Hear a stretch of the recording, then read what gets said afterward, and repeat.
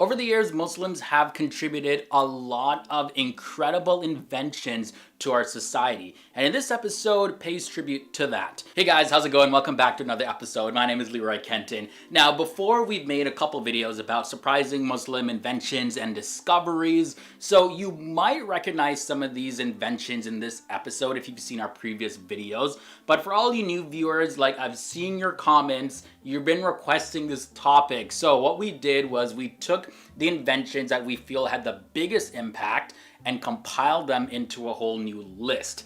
Almost impossible to rank a video like this because I swear all of these literally changed the world in drastic ways. But either way, let's just jump into this video. Make sure you watch it till the end because a lot of these inventions, they're mind-blowing. So starting off with number 10, we have the invention of universities.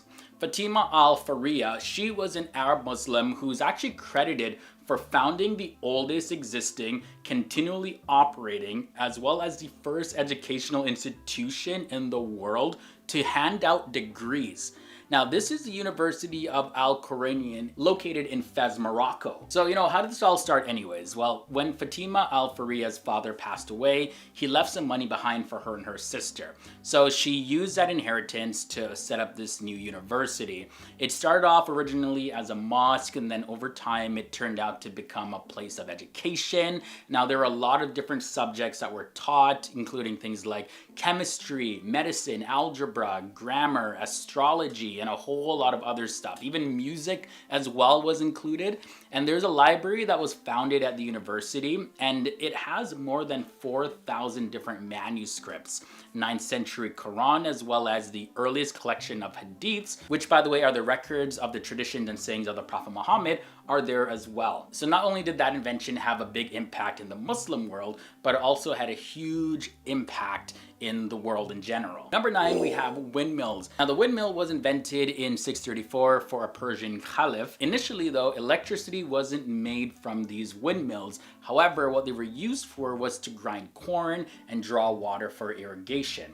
So over in Arabia, when the streams ran dry, the only source of power was the wind. So these windmills had about 6 or 12 sails that were covered in fabric or some sort of leaf, usually palm leaves. It was 500 years before the first windmill was seen in Europe. Vaccinations. Everybody's talking about vaccinations, especially being in self-isolation, but that comes in at number 8. Most of us were taught in schools that vaccination was invented by Edward Jenner and Louis Pasteur, but it actually was a Muslim who first came up with this technique, which was later then brought to Europe from Turkey by the wife of the English ambassador in the year 1724. So children over in Turkey were vaccinated with cowpox to fight off the deadly smallpox, and records indicate that this was at least 50 years before the West had discovered it. The astronomical computer comes in at number 7, and this is attributed to Miriam al-Ijliya. She's famous for constructing astrolabes, and these things, they were used to determine the position of the sun as well as the planets, and were in turn used in the fields of astronomy, as well as used for horoscopes and also in astrology.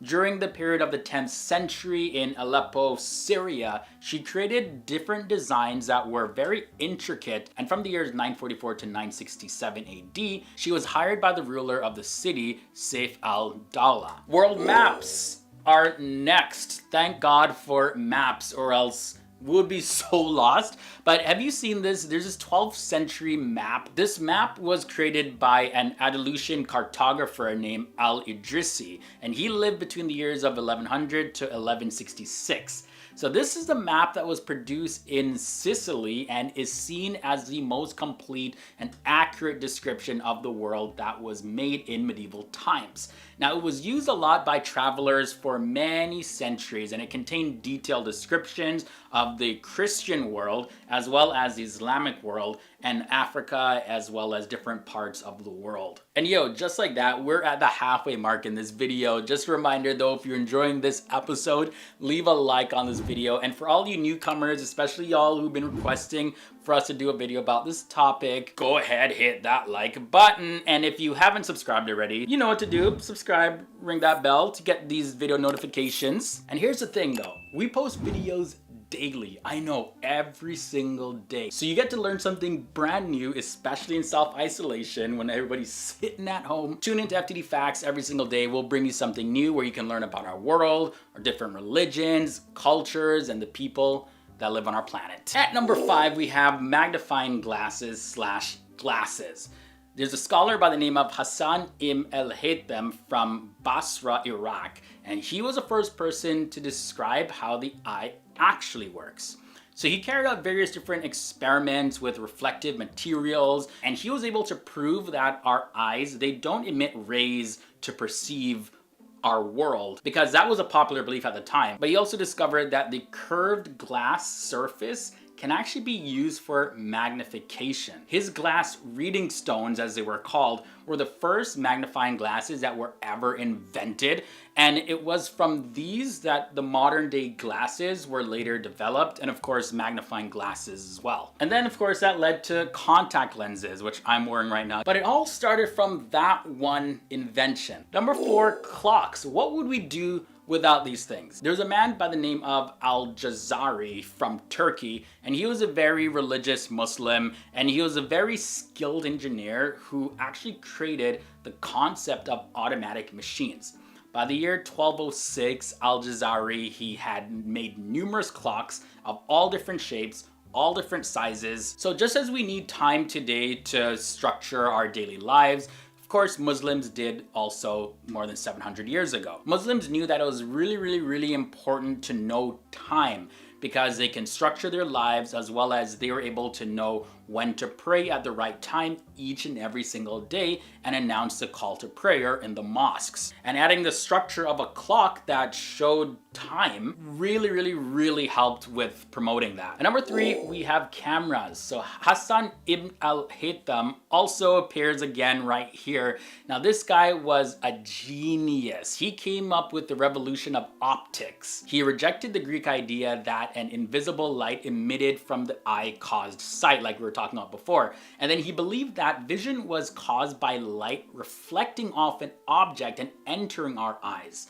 So of course he conducted an experiment, and he used a dark room with a tiny pinhole on one side and a white sheet on the other side, and he proved his theory. So light came through the pinhole and it projected an inverted image of the objects that were outside of the room on the sheet on the opposite side of the room. So he called this the camera, and the world's first camera obscura was created, and now we get the modern day camera from that. Number 2, we have flying machines. Abbas ibn Firnas was the first person to make a real attempt at constructing a flying machine and actually made it fly. So back in the 9th century, he designed this device with wings on it, and it kind of looked like a bird costume. So he conducted a trial run over in Spain, and then he was able to fly upwards for a little bit before he fell all the way down to the ground. He ended up breaking his back though, which was very unfortunate.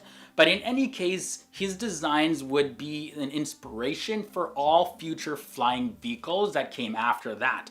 And now, you know, it's just a regular part of our life now. We just hop on an airplane and we go. And then finally at number 1, hospitals. Oh my God, these things are so important. But the first modern hospital with nurses and a training center was over in Cairo in Egypt. The hospital is known as the Ahmed Ibn Tulun Hospital, and it was established in the year 872. All patients there received free health care, which was a Muslim tradition that was institutionalized with the advent of the hospital. So this model would later serve as the template for all future hospitals all around the world. Too bad though, not everybody does have access to free healthcare. Hopefully that becomes a reality, especially during times of outbreaks and pandemics when people really need it. All right guys, so that was a brief look at 10 biggest Muslim inventions. Hope you guys enjoyed this one. Be sure to leave your thoughts and comments down below, join in on the conversation. And before I head out of here, just a reminder, my social media links are below in the video description section so you can follow me. And also I'll leave you with a recommended episode. It's gonna be at the end screen of this video. So check it out, you learned something new, and I can't wait to see you guys tomorrow in another episode.